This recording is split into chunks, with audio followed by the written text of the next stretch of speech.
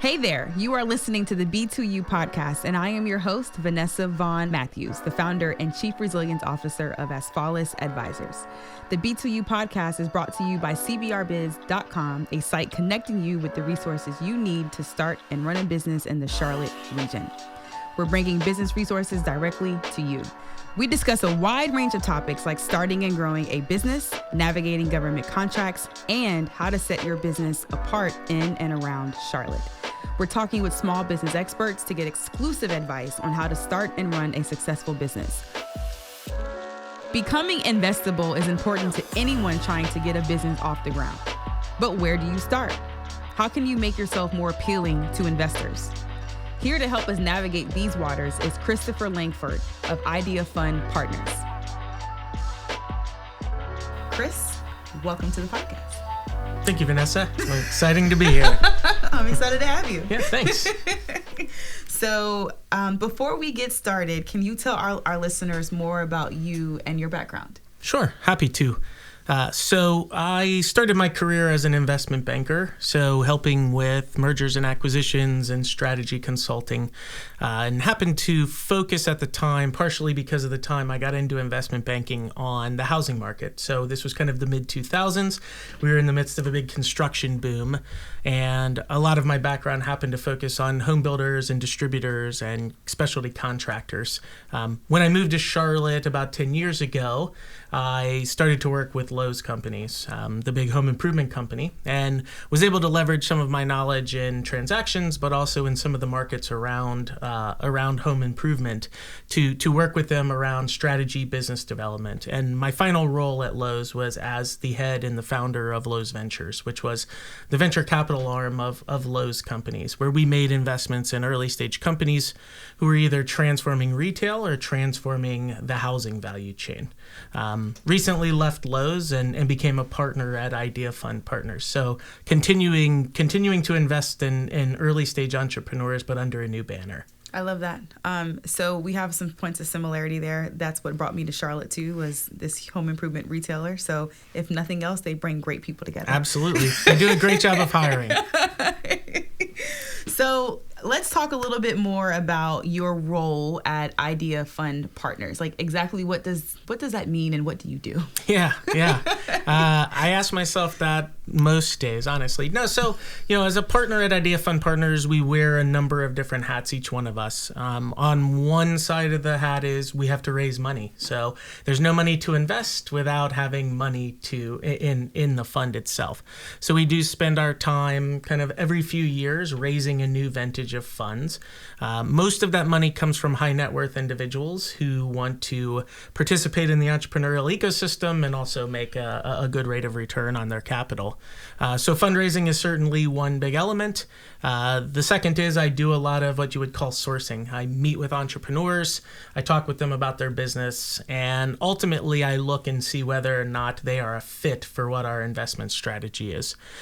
For someone who may qualify at the very beginning of that, then I help to run the analysis of those particular investments, determine if they fit our investment strategy, our return profiles, ultimately help structure those deals, and then do work with the entrepreneurs after we make an investment in order to create a successful outcome. So on any given day, that might be, human resources advice, helping someone find a vice president of product.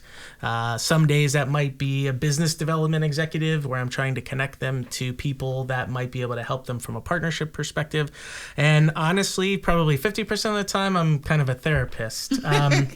Being an entrepreneur is an excessively lonely, taxing job, and one that almost requires you to put on this front of resilience on the outside, right? So your employees, your investors, you always want to look like you've got it all together and all figured out.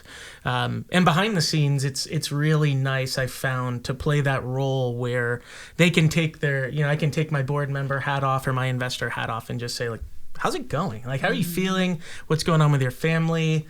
What are the things that are keeping you up at night? And so I think therapist is shockingly really one of the biggest roles that we ultimately play there. Yeah. So before I ask you more questions, I really want to know, what's your why? Why entrepreneurs? Why Charlotte? Why now? So why entrepreneurs? I didn't necessarily have a particular entrepreneurial bug until I got started with the Lowe's Ventures side, but it's once you get in, it's hard to get away from it, right? It's like a trap. I find interesting people interesting, and maybe that's a little bit of a cop out, but I just think it's something is super magical about talking with someone who fundamentally disregards the status quo for how people make money or make an impact on society, and choose to take on missions that seem like they don't make any sense, right? And I think the vast majority of people that I run into in this industry are exceptionally bright. They've got an entirely different view of what the world should look like, and they are dedicated with deep conviction to making the world look the way that they think it should. And it's inspiring. It's very, very intoxicating almost to be around people like that. And so, not that big corporate life can't be like that, but I think it's a very different mentality and world. And so for me, I've always just really enjoyed talking with people with big ideas and jam sessioning with them. And then for those who I have the same level of conviction about the mission, joining the mission in a small way, whether it's funding, introductions, etc. It's just, I don't know. I find it, I don't know that I could ever go back to doing anything else. Probably not. No, I'm pretty sure I can't. From one entrepreneur to another. Yeah, for sure. So what's the number one thing that an investor is looking for when they think about, hey, I'm going to put my capital into someone? What's that one thing? Yeah. So not to split it into two, because I do think there's a 1A and a 1B, and if these two things don't both coexist, then to me it's unfundable. So, and this actually goes to the sort of two different methods of investing, particularly at the earliest stage. So, number one for me is, can the founder inspire me to go on a mission? So I always say this, every founder's job is to convince a bunch of people that shouldn't go on this mission with them to go on them, right? Like, their customers absolutely should not use their product yet. It's most likely not as good as some, enterprise grade product. Their employees should probably go somewhere that has benefits and better salary. Their investors could probably get a much safer rate of return somehow, some way. But to me, when I sit across the table from someone, the number one thing that's most investable to me is, if I don't walk out of that meeting thinking, I want to be a part of this, I'm so convinced, despite all the odds, like, for some reason I believe that this is going to be successful, then I'm out. Like, I can do all the mathematical analysis thereafter. I can't get, I only have so many swings at the plate, and I just can't get behind anything where the person who I'm sitting across from doesn't inspire me. So I think that's kind of number one. And that inspiration is what comes along with the second part, which is, you need to have an exceptionally credible plan for what you're going to do with that money. Now, again, I'm talking specifically about venture capital, and there's lots of other sources of money that's out there. And I would say a bank would have a very different perspective of what they like. But for me, the other part of what makes you convincing is that you can tell your plan in exceptional detail. Now, that's either because you have subject matter expertise that's been built up over a long period of time, or you've just studied this market with great conviction. And so those are kind of the hand in hand. Like, one is just have that charisma to inspire all the people who need to go on this mission that technically have no business going along with you.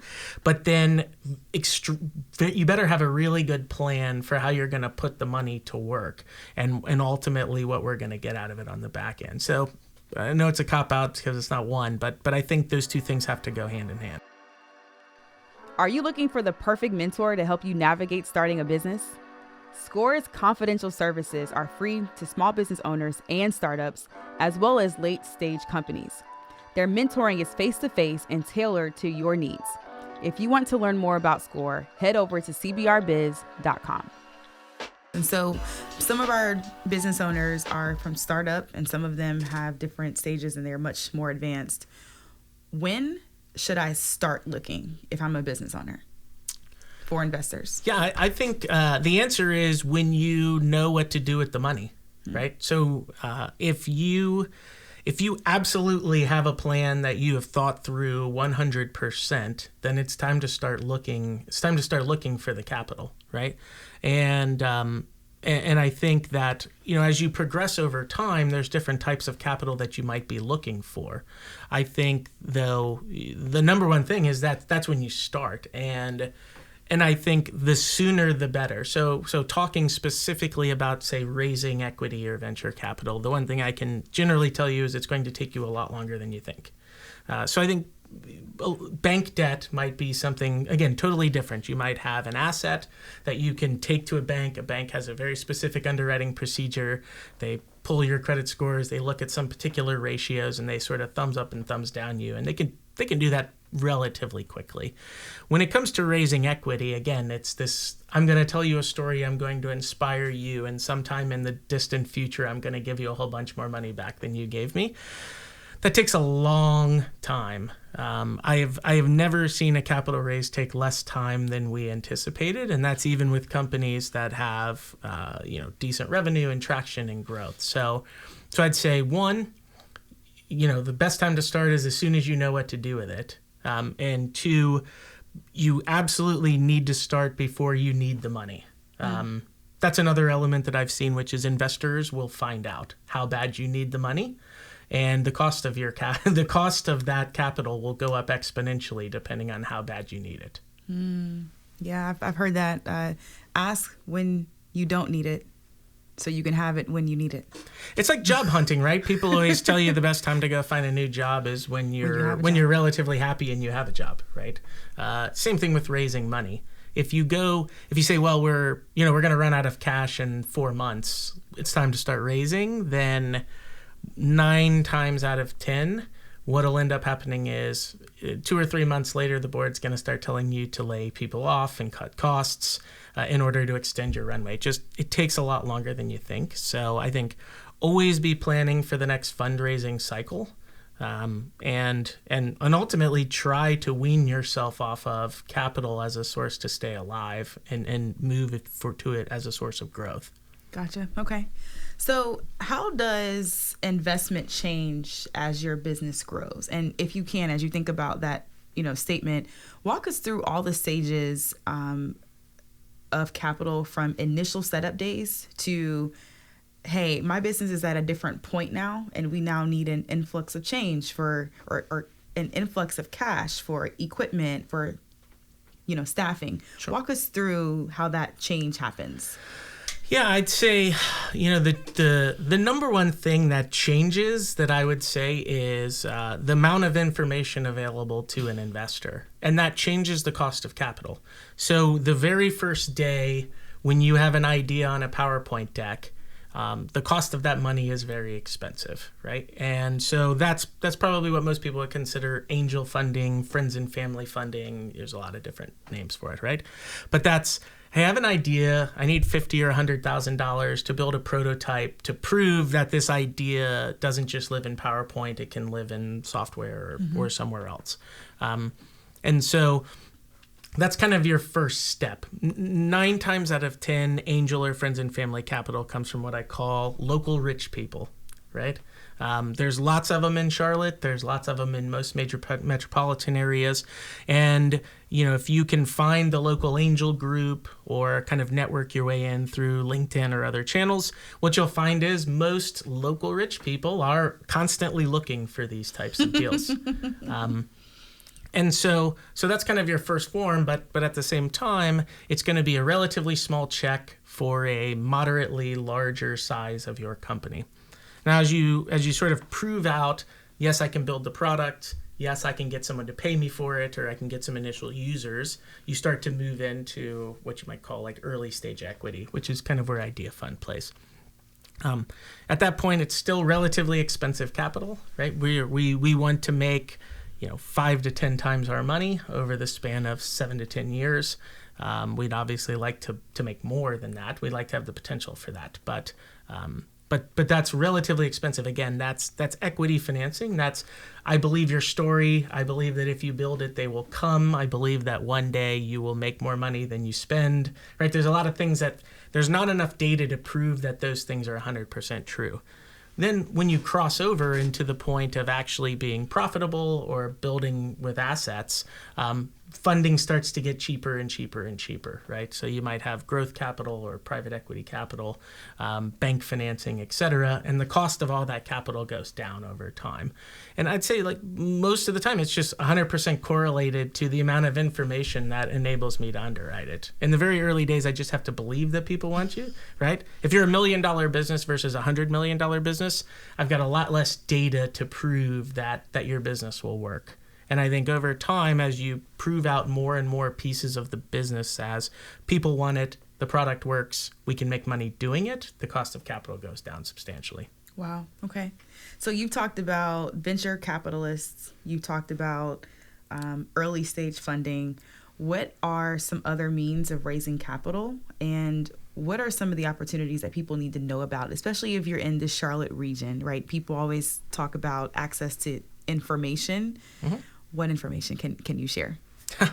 Yeah, so I think that there are grant programs like NC Idea. So Idea Fund was actually built in conjunction with the NC Idea Foundation. So NC Idea gives out grants each year to people who can display that they have an idea that could be very impactful to the North Carolina ecosystem from a jobs perspective. And they help fund some entrepreneurs with non-dilutive capital, right? So that's non-dilutive capital is always great, right? So grants is one. I always say the best form of capital you can get is revenue. Mm-hmm. So if you can get an early customer who will pay you, and there's lots of big companies in Charlotte. So if you can convince one of them to give you a paid pilot, it serves similar purposes, right? So it helps you with development. It doesn't go on your cap table, so it doesn't eat into any of the returns of the investors. I think those are kind of as you're starting a business, those are some of the earliest ways that you can pull in capital without going to some of these other sources. There's some people who are building some newer products around like royalties and revenue share models where it acts more like debt, but they get a piece of the revenue going forward. Those are a little bit more in their infancy, and I don't know exactly how one might go about pulling those things together. But I think those. Revenue is always your best form of capital. Yeah. If you can get that sort of trumps all. And then, there are an array of grants. I don't know them all, NC Idea being one. But, look around and see where there are companies that are willing to kind of put capital in to develop products further. The Women's Business Center of Charlotte empowers women by offering tools and support to establish businesses, generate sustainable profits, strategize for future growth, and contribute to economic development in the community. The Women's Business Center of Charlotte helps women-owned businesses throughout every phase of their entrepreneurial journey. If you want to learn more about the Women's Business Center of Charlotte, head over to cbrbiz.com. And I didn't ask you this, but what space does Idea Fund Partners, what space do you guys play in? What types of entrepreneurs and business owners do you look for? Sure. So we tend to be first institutional capital in that means like right after the angels. Okay. So rich people, the rich locals kind of put something together and help you build a product and get you to market. We tend to be the first sort of professional investor who comes in and writes a check. So it's still very early, and that's where we focus. From an industry perspective, we don't have a particular industry that we focus on. Our legacy has been to serve the underserved. So that typically means markets where there isn't a lot of resident capital. So places like Pittsburgh that have huge engineering bases and lots of technology that's being created, but very few venture capital firms in there. So that's not San Francisco, right? That's not New York or Boston. That's been typically the focus of the firm in the past, which is find places where there's less capital than there should be. Mm-hmm. But from an industry perspective, we'll look at entrepreneurs across all types of businesses. I'd say the core element across it all is it's either technology based or technology enabled, because we do have to see a path towards large margins or a large outcome one day in order to return the capital to our investors. Yeah. And you mentioned early stage. What's your definition of early? Yeah. So for us, it's anywhere between, I'd say our sweet spot's like between 0 and 2 million of revenue. Okay. And yeah, we can play kind of anywhere in between. It just depends on the type of company, right? So some companies require more revenue for us to have conviction, and other companies may be more technology based, where we can take more risk purely on the technology and less on the revenue currently available. Got it. And you'll have to educate me here too, but you mentioned, going after the underserved communities. So you talked about Pittsburgh because there's not a lot of funding there available. Would you consider Charlotte underserved? Yeah, I would. I mean, I think Charlotte's an emerging market. Yeah. I think there's a lot of debate about whether or not it's underserved from a venture perspective. So a lot of entrepreneurs would say it's really hard to raise money around here. And a lot of people who have spoken to have said, well, we just don't see a lot of good ideas, right? We don't see a lot of fundable businesses from a venture perspective. So there's a little bit of a chicken and egg syndrome that's going on in that. I think Charlotte does classify within the underserved market. And there's a really great emerging class of entrepreneurs here locally that I think has, migration has played a huge role in changing this city. And I think it's also changing the mindset from being more risk averse kind of banking-esque culture to one where younger generations are moving here because it's a very livable city. But maybe they have history of being on the West Coast or in New York or other places where they started the career. They're trying to launch a business and they're saying, "Hey, why aren't we taking a little more risk from an entrepreneurial scene?" So yeah, Charlotte. I think markets that we consider to be underserved. Charlotte, Raleigh, Durham, Atlanta, Charleston, and Greenville, but also like Pittsburgh, Boulder, Austin. Austin's probably starting to be about properly served, right? But there's a lot of communities out there where there's more businesses being built than there is capital to support them. Gotcha. Okay. So what is the piece of advice that you can give somebody who's looking for funding? Sure.